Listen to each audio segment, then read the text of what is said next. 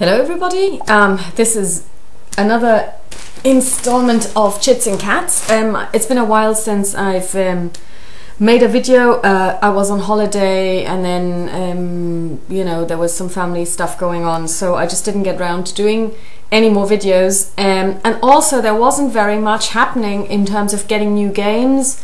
Also playing new games. I'm still playing Tonkin. Kim Kanga watched some of my videos. He's the designer, and he actually said, well, you know, you made a huge mistake with the deployment of the Viet Minh, of the Thuy Duan forces, so I had to redo everything because I really felt that I'd missed the whole aspect of infiltration. So I'm in the process of replaying most of the scenarios for Tonkin, and I'm also in the process of writing a little story about the Southeast Asian Indo-Chinese wars, Tonkin, Dien Bien Phu, the big battle, and then Vietnam.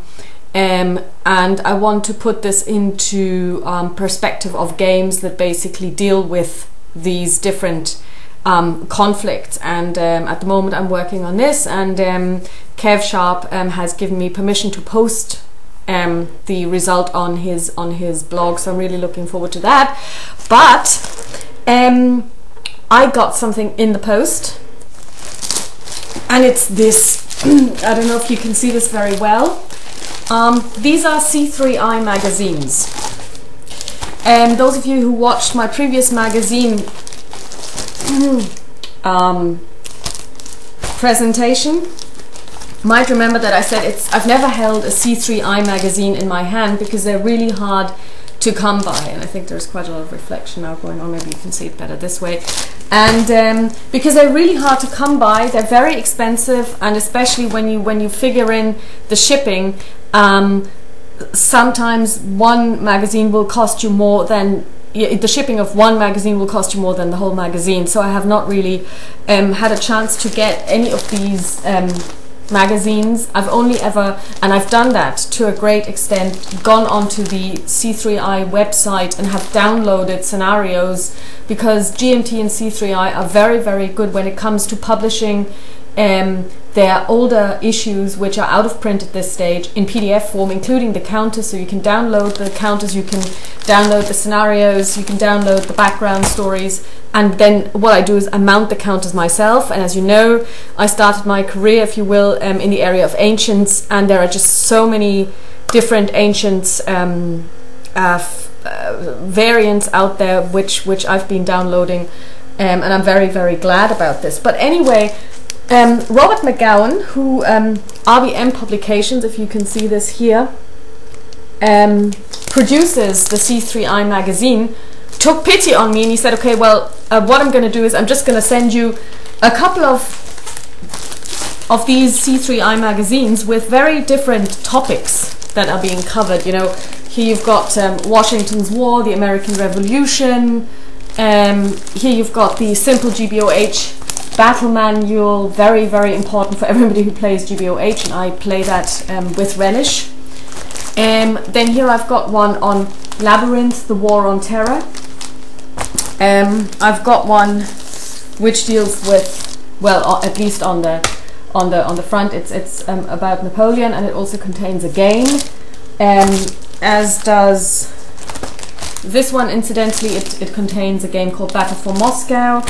And this one here, it's about Andean Abyss, so that's on the cover, and it also contains a game, Objective Kiev. So what I'm going to do is I'm going to, of course, play all of these games, but this is going to take me some time. But first, I'm going to read through all of those magazines, and I have to say I've so far only read this one, and it is absolutely intriguing.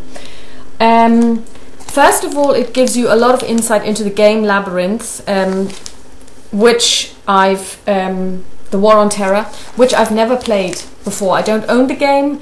It's also not necessarily the kind of game that I would normally buy, seeing as I play mainly solo, but now found out that it actually plays quite well solo.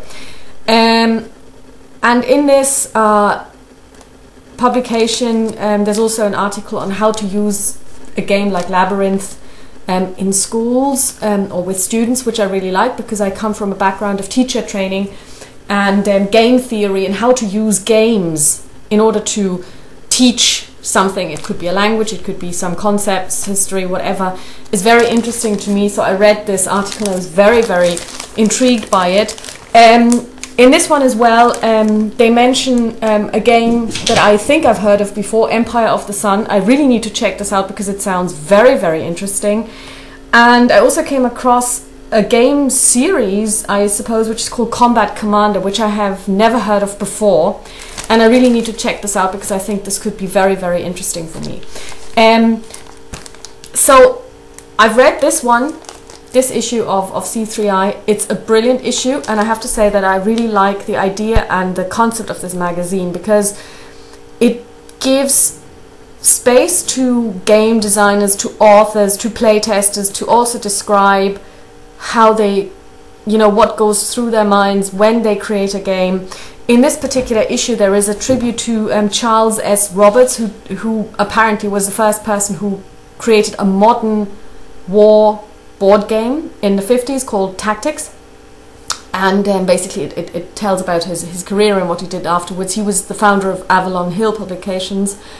And there's an interview with him back from the 80s, and just basically different people talking about, you know, how he influenced them and also how he influenced our hobby. So very, very interesting. And from a topic selection, it's a very diverse magazine. And when I just look at what I will find in this issue here, and like I said, this is just the second one that I'm actually reading, very varied, very diverse. And what I like about it is it contains stuff for the gamer, you know, additional scenarios.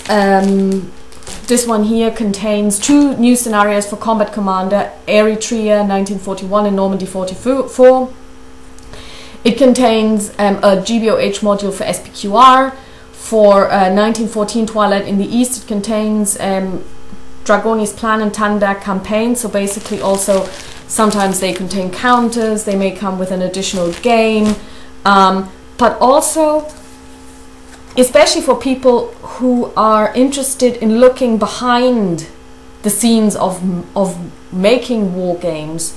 There is really a lot of stuff in these magazines. So basically here we have designers and developers, you know, because I was reading something about Twilight, and there was Volko Runke and somebody else, and one of them was the designer and the other one was the developer. And I wasn't quite aware, first of all, that there are 2 people and also what these 2 people do. So for me, this is a really interesting publication, and I'm not just saying this because somebody gave these magazines to me for free, but I actually enjoy this kind of publication because I don't just play war games because I want to play a game. If I wanted to just play a game, I would get something that's easy to set up. You know, I don't know, play checkers or something.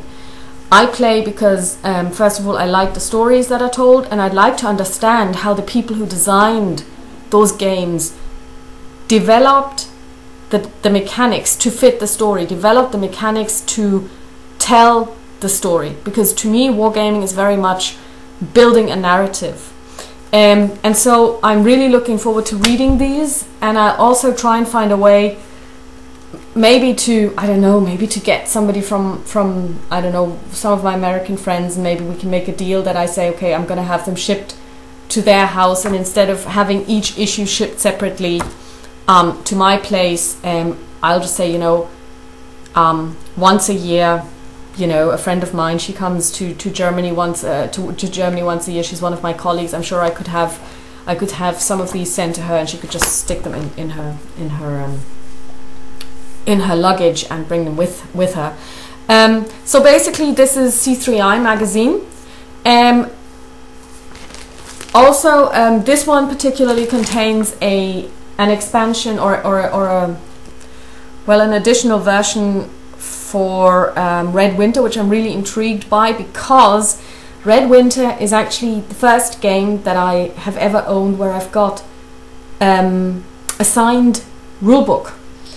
Fushigi Terabim found out that the designer lives in the same city as her, and so they met up and she had her box signed, and then they met up again and she asked him to sign the rulebook for me, and she was kind enough to send me her rulebook and I sent mine to her, and now we also have an expansion that we can play.